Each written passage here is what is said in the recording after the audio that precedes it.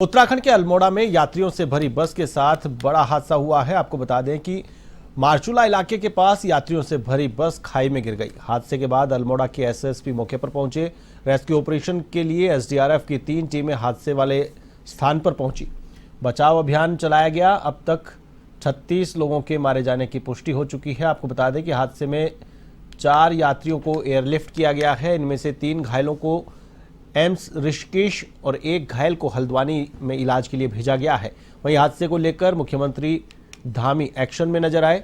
उन्होंने मृतकों के लिए उनके परिवारजनों को 4-4 लाख की सहायता राशि देने का ऐलान किया है। साथ ही ट्रांसपोर्ट अधिकारी को सस्पेंड करने के आदेश भी दिए गए हैं।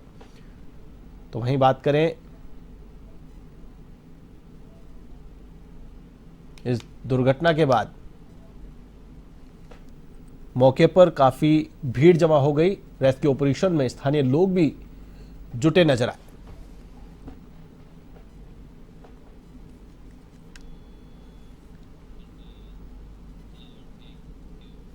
उत्तराखंड के अल्मोड़ा में यात्रियों से भरी बस के साथ बड़ा हादसा हुआ।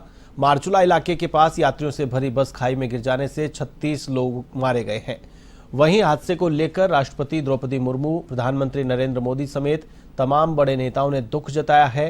प्रधानमंत्री नरेंद्र मोदी ने हादसे में मारे गए हर व्यक्ति के परिजनों को प्रधानमंत्री राष्ट्रीय राहत कोष से 2-2 लाख रुपए की अनुग्रह राशि देने की घोषणा की है। साथ ही घायलों के इलाज के लिए 50,000 रुपए की मदद की भी घोषणा की गई है।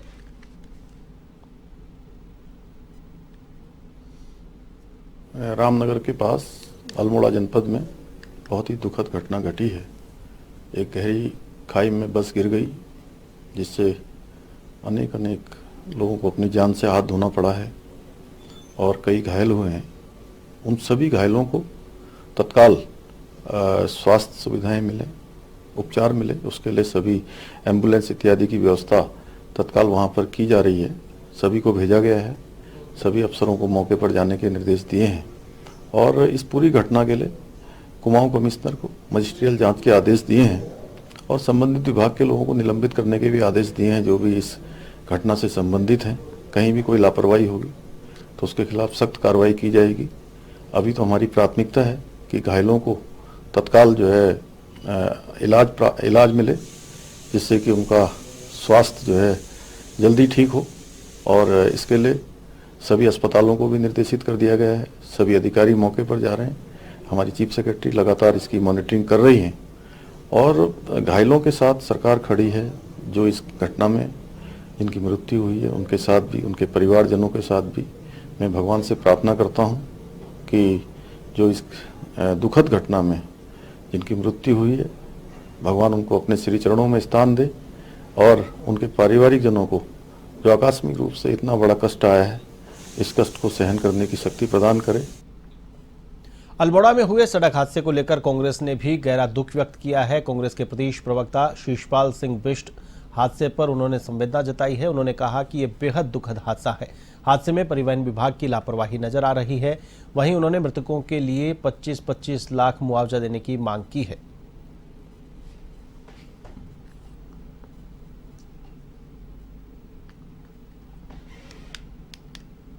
अल्मोड़ा में भयंकर सड़क हादसे की जो खबर सामने आई है, ये हृदय विदारक घटना है, बड़ी ही दुखद घटना है। और अभी तक जितने लोगों की जानें चली गई हैं, निश्चित तौर पर ये बहुत दुखद है और ये सीधे सीधे परिवहन विभाग की लापरवाही है। हम लगातार कहते रहे हैं कि बसों की फिटनेस के मामले में, ओवरलोडिंग के मामले में गंभीरता से आपको ध्यान देने की आवश्यकता है। लेकिन आप देखिए ना, कहीं भी कोई चेकिंग नहीं है, कहीं भी कोई ध्यान नहीं दिया जा रहा है। इसी के कारण आप देखिए निर्दोष लोगों की जानें इतनी मात्रा में चली गई हैं। ये राजनीति का अवसर नहीं है। मृतकों के परिजनों के प्रति हमारी गहरी संवेदनाएं और हम सरकार से मांग करेंगे कि मृतकों को कम से कम 25-25 लाख रुपए का मुआवजा दिया जाए।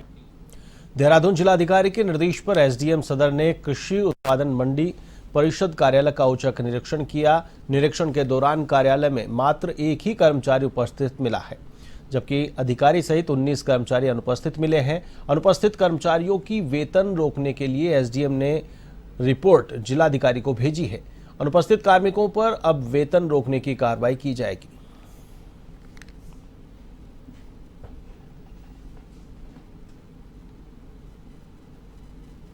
व्यवस्था को लेकर, सफाई को लेकर और जो हमारी रिसीट्स दी जाती हैं ट्रेडिंग में, उनको लेकर कुछ इश्यूज थे। तो हमारी टीम ने आज निरीक्षण किया है। उसकी रिपोर्ट और फाइंडिंग्स जैसी भी आएंगी तो तदनुसार आवश्यक कार्रवाई की जाएगी। सेकेंडली, वहाँ पर कुछ इंफ्रास्ट्रक्चरल अपग्रेडेशन की भी आवश्यकता है। जो हमारी बेसिक सुविधाएं हैं, सड़क, पानी, बिजली, इनको भी हम सप्लीमेंट करते हैं ताकि उनकी जो ट्रांजैक्शन कॉस्ट है वो कम हो जाए, न्यून हो जाए। उसके लिए भी प्लान तैयार किया जाए। राजधानी देहरादून के कलेक्ट्रेट परिसर में जिलाधिकारी सविन बंसल ने शहर वासियों की समस्याओं को सुनने के लिए जनता दरबार लगाया। इसी बीच जिलाधिकारी सविन बंसल ने कहा कि इस बार 25 शिकायतें प्राप्त हुई हैं। जमीन के विवाद और कोर्ट में लंबित मामले शामिल हैं। साथ ही उन्होंने कहा कि आने वाले समय में हम लेटर मॉनिटरिंग सिस्टम बनाने जा रहे हैं, जिसमें लोगों की शिकायतों को डिजिटल माध्यम से अपलोड किया जाएगा।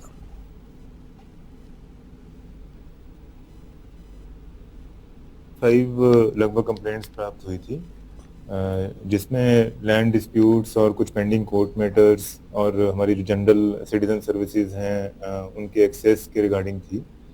सो उसमें सभी अधिकारियों की उपस्थिति में जो मौके पर ही निवारण कर सकते थे उनका किया गया है, और जो त्वरित जांच कमेटी बनाकर टाइम बाउंड तरीके से उनको निष्पादित करने के लिए भी निर्देशित किया गया है। कुछ में जो पिछला संदर्भ है और जो रिकॉर्ड्स हैं वो चेक करने पड़ते हैं, तो उसमें भी एक निश्चित समय अवधि के अंदर प्रस्तुत करने के निर्देश दिए गए हैं। राष्ट्रीय खेलों के आयोजन को लेकर धामी सरकार लगातार प्रयासरत है, जिसके लिए 10 नवंबर को एक महत्वपूर्ण बैठक होने वाली है। इस बात पर उत्तराखंड की खेल मंत्री रेखा आर्या ने कहा कि नेशनल गेम्स के लिए गेम्स टेक्निकल कंडक्टिंग कमेटी का गठन होगा, ताकि राष्ट्रीय खेलों के स्थानों में कोई बदलाव अगर करने हों तो वो उनके द्वारा किए जा सके।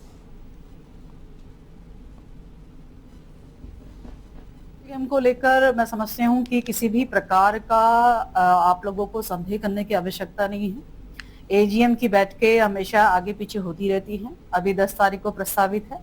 निश्चित रूप से इस एजीएम की बैठक हमारे लिए इस बात से महत्वपूर्ण है कि हमारे यहाँ पे जीटीसीसी का गठन होना है, जिसकी इंतजारी में हम लोग हैं कि जल्दी से जल्दी जो है गेम्स टेक्निकल कंडक्टिंग टीम गठित हो जाए, ताकि हमारे जितने भी हमारे गेम के स्थल बने हुए हैं वो उनके मानकों के अनुरूप जो है उसमें समय रहते हुए जो सुधार उनको लगता है तो वो किया जा सके। उत्तराखंड सरकार इन दिनों राज्य स्थापना दिवस की तैयारियों में जुटी हुई है। आगामी 9 नवंबर को राज्य स्थापना दिवस के मौके पर सरकार बड़े आयोजन को करने की तैयारी में है। वहीं राज्य स्थापना दिवस से ठीक पहले भाजपा के ही विधायक विनोद चमोली ने कुछ ऐसा बयान दे दिया है जिसका जवाब सरकार को देना मुश्किल होगा। विधायक चमोली ने राज्य स्थापना दिवस पर पूछे गए सवाल को लेकर जवाब देते हुए कहा कि राज्य में 24 साल बाद भी लोग राज्य को लेकर कई सवाल पूछ रहे हैं। इसकी वजह यह है कि आज भी भ्रष्टाचार खत्म नहीं हो पाया है और राजनीतिक लोग प्रदेश की प्राथमिकता देने की बजाय अपने घर को भरने में लगे हुए हैं। जिस भावना से राज्य की लड़ाई लड़ी गई थी, अपनों के लिए लड़ाई लड़ी गई थी, अपने लिए नहीं लड़ी गई, ये बड़ी स्पष्ट जान ले सब लोग, जो चाहे राजनीतिक क्षेत्र में हो, चाहे वो अधिकारी हो, चाहे वो कर्मचारी हो, ये सामूहिकता का भाव लेकर लड़ाई लड़ी गई थी। पहाड़ की अस्मिता के लिए, पहाड़ की संस्कृति के लिए, पहाड़ के उद्धार के लिए ये लड़ाई हमारी थी। आज भी वो प्रश्न खड़े हैं, मुंह खड़े हैं। आज उत्तराखंड में भू कानून के प्रावधानों के विपरीत भूमि की खरीद फरोख्त की जांच रिपोर्ट जिलों से शासन को नहीं मिलने के मामले ने सियासी रंग ले लिया है। कांग्रेस ने सभी 13 जिलों से जांच रिपोर्ट भेजने में लेट लतीफी को लेकर सरकार पर निशाना साधा है। प्रदेश कांग्रेस उपाध्यक्ष सूर्यकांत धस्माना ने कहा कि भू कानून के मुद्दे पर भाजपा सरकार प्रदेश के लोगों को गुमराह कर रही है। 2017 से आज तक जमीनों की जितनी भी खरीद फरोख्त हुई है उसकी जांच कराई जाए। राज्य की सरकार ने, कांग्रेस की सरकार ने जो ये भू कानून बनाया था उसमें एक संशोधन बीसी खंडूरी साहब की सरकार ने किया 2007 में, और उसमें ये व्यवस्था कर दी कि 500 स्क्वायर मीटर की जगह 250 स्क्वायर मीटर भूमि कर दी आवासीय। बाकी सारी जो प्रावधान थे, सारी शर्तें थी, वो तिवारी सरकार के द्वारा जो बनाया गया भू कानून था सेम रखी गई। लेकिन 17 में जब इस राज्य में भारतीय जनता पार्टी की सरकार त्रिवेंद्र सिंह रावत जी के नेतृत्व में बनी, तब से लेकर के और आज की तारीख तक उस तिवारी जी के बनाए हुए कानून में इस प्रकार के संशोधन किए गए कि पूरा जो उसकी मूल भावना थी वो नष्ट भ्रष्ट हो गई। उत्तराखंड के जनपद टिहरी थाना नरेंद्र नगर में प्लास्डा बाईपास रोड पर ट्रक हादसे का शिकार हो गया। जानकारी के अनुसार ब्रेक फेल होने के कारण यह हादसा हुआ है। आपको बता दें कि ट्रक अनियंत्रित होकर गहरी खाई में जा गिरा। बताया जा रहा है कि ट्रक में 5 लोग सवार थे, जिनमें से एक व्यक्ति की मौत हो गई है। वहीं मौके पर पहुंची एसडीआरएफ और पुलिस ने रेस्क्यू ऑपरेशन चलाया।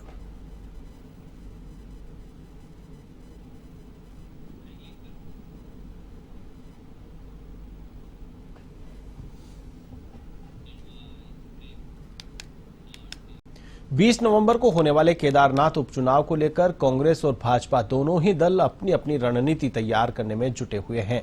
जहां कांग्रेस 2 उपचुनाव जीतने के बाद अब केदारनाथ सीट को भी जीतने का दावा कर रही है, तो वहीं भाजपा केदारनाथ को अपना मजबूत गढ़ बता रही है।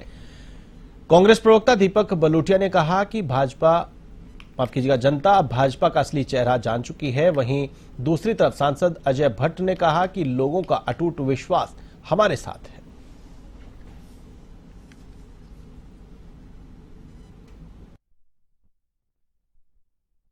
आपने देखा माननीय मोदी जी ने साफ कहा है और किया है, जो 50 साल से लटकी योजनाएं थी उनको तक प्रारंभ कर दिया है। हल्द्वानी में देखिए जमरानी बांध, एम्स देख लीजिए आपके सामने बन रहा है आजकल। तो ये गलत बातें नहीं थी, जो कह दिया वो कह दिया। तो इसी तरह से मैं समझता हूं कि लोगों का जो अटूट विश्वास है वो इस बार केदारनाथ में फलित होने वाला है। भारी बहुमत से हम जीतने वाले हैं। लोहाघाट सीमांत मंडलक में विशाल बग्वाली मेले का आयोजन किया गया, जिसमें हजारों की संख्या में श्रद्धालु मौजूद रहे। सुबह से ही मंडलक के मां भगवती मंदिर में भक्तों का तांता लगा हुआ देखा गया है। आपको बता दें कि मेला कमेटी अध्यक्ष आनंद जोशी की अध्यक्षता में मेले का आयोजन किया गया। मंडलक और मजबीपल गांव से ढोल नगाड़ों के साथ मां भगवती की जत्थों के साथ डोला रथ यात्रा निकाली गई। महिलाओं व बच्चों ने जमकर मेले का भरपूर आनंद उठाया। इस दौरान मेला कमेटी अध्यक्ष आनंद जोशी और समस्त सदस्यों ने मेले को सकुशल संपन्न कराने के लिए पुलिस प्रशासन, क्षेत्रीय जनता और सहयोगियों को धन्यवाद दिया।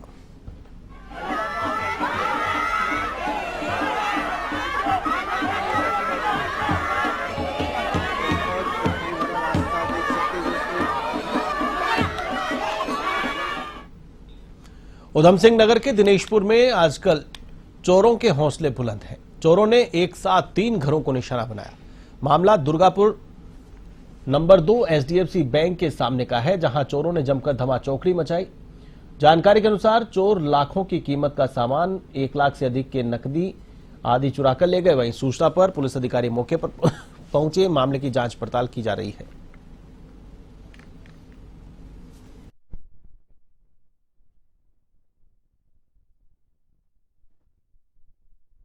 मेरा नाम है शिव कुमार और दिनांक 31 को जिस दिन की दिवाली थी उस दिन को मैं अपने घर के लिए गया था और जाने के बाद तो पिताजी से मिलना होता है, दिवाली का त्यौहार होता है, इसलिए काशीपुर जिला उधम सिंह नगर में हम गए थे अपने पिताजी से मिलने। और दिनांक 3 को यानी कि आज के दिनांक 3 नवंबर को हम आए हैं। आने के बाद हमने पाया है कि जैसे ही हम घर के अंदर दाखिल होने पर हमने ये पाया कि घर का दरवाजा में खुला हुआ प्रतीत हुआ।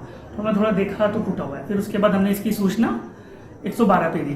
112 पे सूचना देने पर पुलिस वाले यहाँ पे आए। उनके साथ जैसे ही हम आए अंदर तो उन्होंने देखा कि ये सब चोरी हुई है। बुलेटिन में फिलहाल के लिए बस इतना ही। मुझे दीजिए इजाजत। नमस्कार।